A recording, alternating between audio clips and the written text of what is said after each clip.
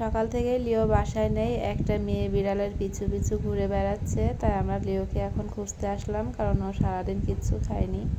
এই যে ওই একা বসে রয়েছে।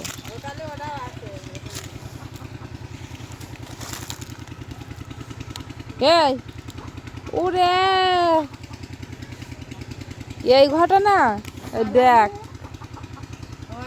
নায়ক এই জায়গায় বসে রয়েছে আর যে নায়িকা শুয়ে রয়েছে, আর আমরা এদিকে ডাকতে ডাকতে পাগল হয়ে যাচ্ছি, কোনো সাড়া নেই।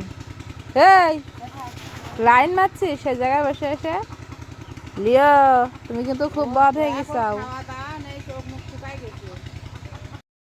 আছে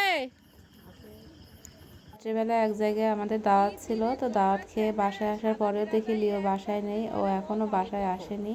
তাই আবার যাচ্ছি লিওকে খুঁজতে।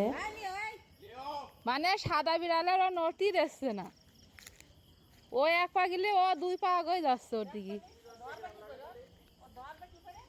উন্মাদ হয়ে গেছে।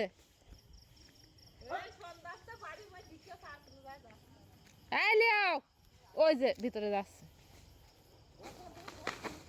এই দেখিস লিও।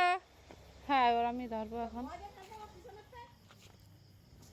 আয় লিও, আসো লিও, আসো। যখন এই যে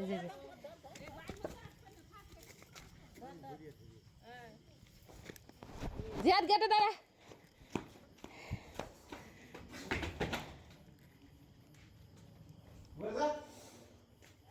লিওকে লিওর নায়িকার কাছ থেকে জোর করে ধরে আনার পরে আমাদের লিওর অবস্থা দেখুন, একদম বিরহের সাগরে ডুবে গেছে। তো ওকে দেখে আমার এই গানটা মনে হচ্ছিল, একই সাথে দুটি ফুল ফুটেছিলাম আমরা, কত যে প্রেমের খেলা খেলেছি গো মোরা।